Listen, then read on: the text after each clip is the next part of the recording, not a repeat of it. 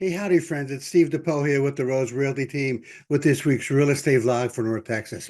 Hey, today our topic is renovations to increase home value. Now, the next maybe 6 weeks, 8 weeks, something like that, except for the next 2 weeks, are going to be on either preparing your home for sale or determining the right price, something like that, or how to find a home that you want, or those types of things. Because look, our thought process is that we had a nationwide in real estate. There was a slow second half of the year, and a lot of that was brought on by the election, and people didn't know which way the election was going to go. And so those people on the right, after the election are going to be like jumping for joy, right? And they're going to be out there spending money, buying houses, either investment or for the family. And people on the left are going to be all depressed and upset and that kind of thing. And they're going to hunker down and they're not going to do anything for the next 4 years. So these sets of videos or these sets of vlogs that we're going to do are going to be based upon helping those people that want to move forward. Okay, whether you're on the left or on the right, it doesn't really matter. But those people that are ready to move and not just hunker down and maintain the status quo, we're here to help you to move forward to either do renovations that are going to improve your home or seller tips or those types of things, okay? To get prepared for 2025. So renovations that are going to help increase value.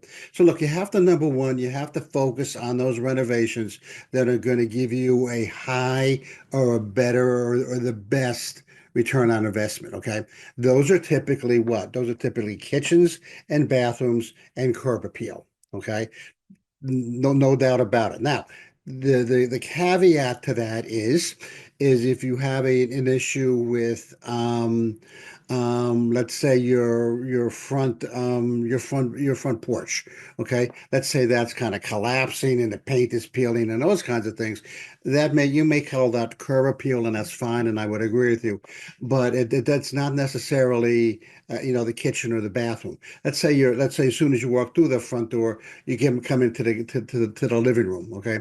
And maybe that is paint. You need a new chandelier or new carpet or new paint, or the fireplace, is kind of like in disarray. Those are things that are going to have to get taken care of first, okay? Because what we have found over the last couple of years is people want to move into move-in ready houses and they don't want to do any work. Like, I want you, the seller, to do all the work. So just, an FYI.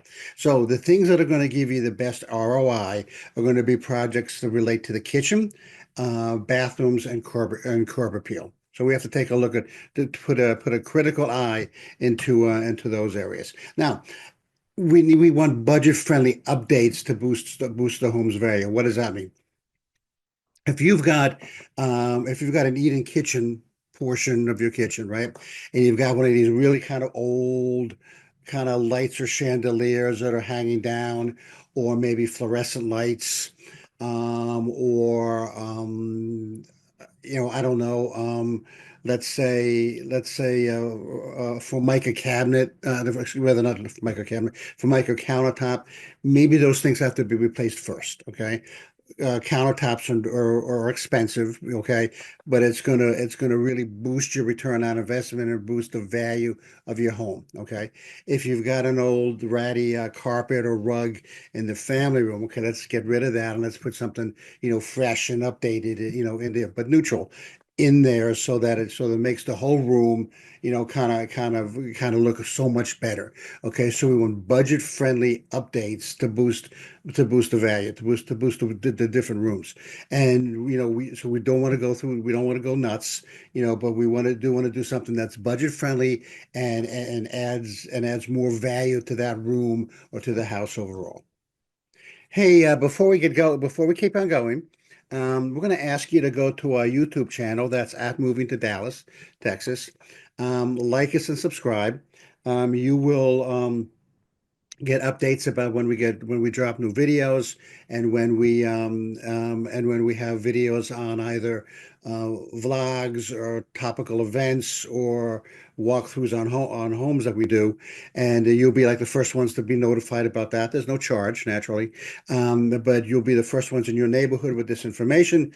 You'll become the smartest people, in your group, and you'll stand out in a crowd. Okay. We thank you for that, and we appreciate you helping and supporting us. Okay, let's get on to the next do's and don'ts in renovating for resale. Look, something that I tell people that they don't really like, and it sounds kind of cold, but it's the truth. Okay, when you decide to sell your home, two things happen. First of all, it's a business decision. Okay, and second, your home is no longer yours. Okay, so if you're thinking, well, let's put our home up for sale in June, okay, or May or June. And we always wanted to redo that front room, that living room, and let's put a fireplace in. Well, that's great. It may add some value to your house, but that's more for you than other people. Down here in Texas, people kind of are, about 40-60 for fireplaces. 40% of the people like them, mostly people who come from the north and the northeast, and about 60% of the people don't like them. Native Texans, people from Arizona and some of the warmer weather states, they don't really care that much about fireplaces. Outdoor spaces like fireplaces outdoors or fire pits, they like, but putting a fireplace inside is about 40 60, 40% of people like them. So don't do anything that is you always wanted in this house and let's do it. Okay. Even though we're going to sell it. Don't do it. Save that money, add a fresh coat of paint, add a fresh new carpet, maybe a chandelier or light, swap out those fluorescent lights for, LEDs, those kinds of things, okay? And save your money on that fireplace for your new home, okay? Quick story anecdote. We had a listing this summer where before we kind of got involved, the homeowner put down sod, okay? Looked great, but it wasn't detracting from the home. The grass that he had looked like everybody else's in the neighborhood. It was a Bermuda, and so it was a little bit in places like under trees and stuff like that. It was a little bit thin, okay, but it wasn't something that was necessarily detracting from the value of his home. But he went out and spent like $16,000 and put in new sod that then the heck had to be watered out of it, during the spring and summer to get it to grow and take, and also to beat the heat, right? And so, even though it's sold at value, at this price, that was not, it was probably $15,000 you probably could have saved to do a fresh coat of paint inside, even though that added to curb appeal. Okay, the sod added to curb appeal. It probably wasn't something that he really had to do. Okay, so have a critical eye and the things you should and shouldn't do. And it's not like to haves because you always wanted that fireplace or that side or whatever, but do things that are going to replace and improve things that are going to subtract from the house, and not necessarily things that are going to add to it, if you understand what I'm saying.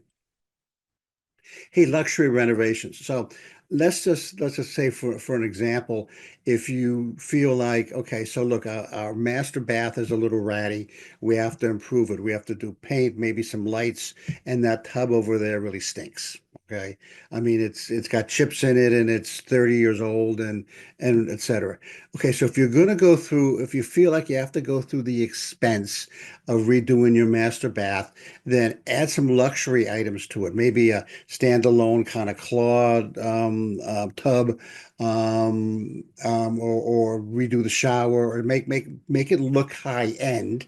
Okay, because people when people come in to look at your house and they look at the master bath and the master suite, okay, if it's high end and if it's like sort of got this luxury sort of taste to it, they're gonna love that because that's where the homeowners are gonna spend most of their time, right? And so do the high end renovations and the luxury items in things like the master bath and master bedroom.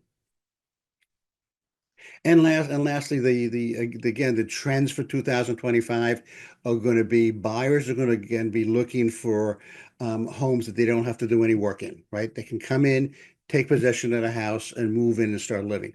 Another example is we had a listing where basically the house needed to be painted on the inside. There were like four or five different colors. The colors were tasteful, they were nice, but there were four or five different colors. And I used to tell people at open houses, hey, paint is cheap. It's going to take you 5 grand to paint the inside of the house. They didn't want to go through the trouble, okay? Nor did the sellers want to go out and paint, and paint the inside of the house. So eventually after sitting for about 4 weeks or 5 weeks, we convinced them to paint the inside of the house, and bam, the next weekend the house sold. Why? Because came and looked at it and said, you know what? We're not going to have to do it. It's a good neutral color. We're not going to have to do the painting. We'll take this house.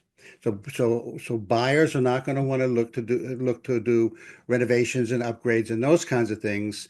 They're going to want to just be able to move in. So we're looking for move-in ready houses. That's what buyers want is move-in ready houses, and we want things tastefully done and coordinated. So that's sort of the trend that buyers are looking for 2025. So be aware of that.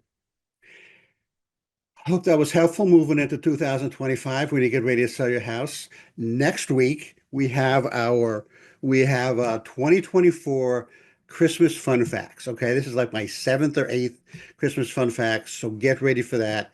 One after that is New Year's Eve fun facts, and then it's January. You can hardly believe it. This is Steve. I am with the Rose Realty team. Take care.